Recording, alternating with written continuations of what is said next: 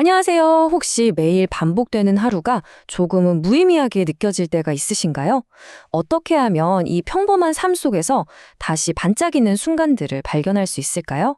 오늘 함께 이야기 나눌 책 어떻게 이 삶을 살아갈 것인가는요. 그 해답이 바로 우리의 작은 습관을 리추얼로 바꾸는 데 있다고 말합니다.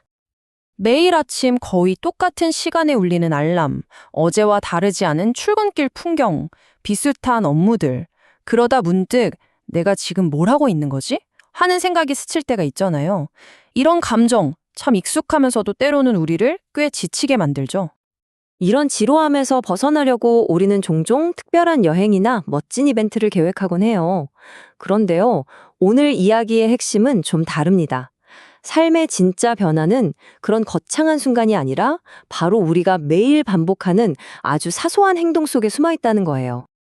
네, 바로 이 문장이 오늘 이야기의 모든 걸 담고 있다고 할 수 있어요. 매일 아침 내리는 커피 한 잔, 자기 전에 듣는 음악 한 곡. 이런 평범한 반복들이 사실은 우리 삶을 단단하게 지탱하는 아주 특별한 힘을 가지고 있다는 거죠. 자, 그럼 본격적으로 한번 들어가 볼까요? 우리가 매일 하는 행동들이 대체 어떻게 특별해질 수 있다는 걸까요? 그 비밀은 바로 습관과 리추얼의 이 미묘하지만 아주 결정적인 차이를 이해하는 데 있습니다. 한번 상상해 보세요. 늘 하던 아침 준비 순서를 확 바꿔버리는 거예요. 만약에 그때 조금이라도 뭔가 어색한데? 이건 좀 아닌 것 같은데? 하는 느낌이 든다면 그건 그 행동이 여러분에게 단순한 습관, 그 이상이라는 신호입니다. 벌써 감정이 깃든 리추얼에 가깝다는 뜻이거든요. 이 표를 보시면 그 차이가 아주 명확하게 보이죠? 습관은요, 그냥 효율성을 위해서 무엇을 하느냐, 여기에만 초점이 맞춰진 자동적인 행동이에요. 네, 리추얼은 달라요. 의미와 감정을 담아서 어떻게 하느냐에 집중하는 훨씬 의식적인 행위라는 거죠. 이 비유 정말 와닿지 않나요? 습관이 그저 삶을 효율적으로 돌아가게 하는 거라면 리추얼은 그 흑백의 일상에 다채로운 색깔과 생동감을 불어넣어서 삶을 한층 더 풍요롭게 만드는 마법 같은 거라고 할 수 있겠네요. 그럼 이제 우리 자신을 위해서 어떻게 이런 작은 의식들을 만들 수 있을지, 그리고 그게 우리 삶을 어떻게 바꾸는지 구체적인 예시들을 보면서 알아볼게요. 먼저 이케아 효과라는 아주 재미있는 심리학 개념부터 알아볼까요? 이게 뭐냐면요. 우리가 직접 시간과 노력을 들여서 만든 것에 훨씬 더 큰 애착과 가치를 느끼는 현상을 말해요. 리추얼의 원리도 사실 이거랑 똑같습니다. 저자가 이 효과를 보여주려고 아주 간단한 실험을 했어요.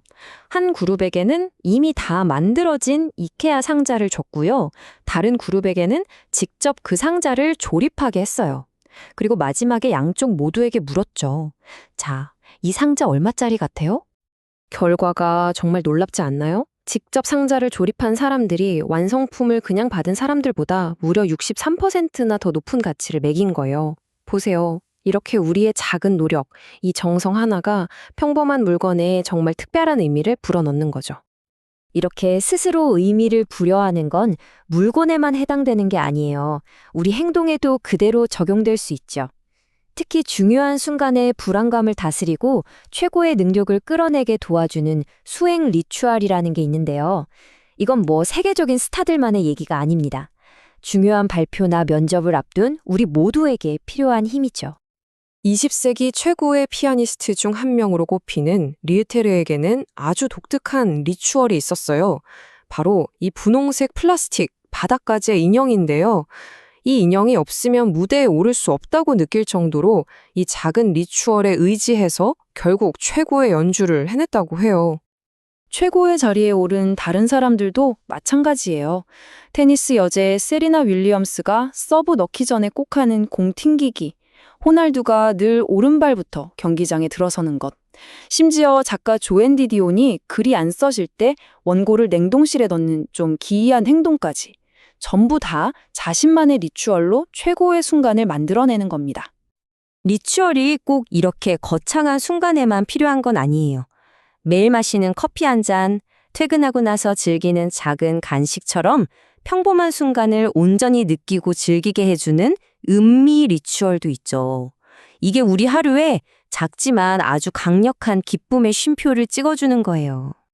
자, 지금까지는 나를 위한 리추얼을 봤다면 이제는 리추얼이 어떻게 개인의 삶을 넘어서 우리와 다른 사람들을 연결하고 관계를 더 깊게 만드는지 살펴볼게요. 리추얼의 마법은 함께할 때 훨씬 더 커지거든요. 한 연구 결과를 보니까요, 둘만의 작은 리추얼이 있는 커플이 그렇지 않은 커플보다 관계 만족도가 5에서 10% 정도 더 높게 나타났대요. 같이 장을 보거나 저녁 먹을 때 와인잔을 부딪히는 그런 사소한 행동들이 사랑의 감정을 키우는 촉매제가 된다는 거죠. 여기 두 커플의 이야기가 아주 좋은 예시인데요. 두 커플 다 토요일 아침에 장을 봐요. 근데 팀과 세스 커플한테 이 시간은 한 주를 통틀어 가장 즐거운 데이트인 반면에 데이브와 엔지 커플에게는 그냥 귀찮고 힘든 자비에 불과해요. 네, 결정적인 차이가 바로 이거예요.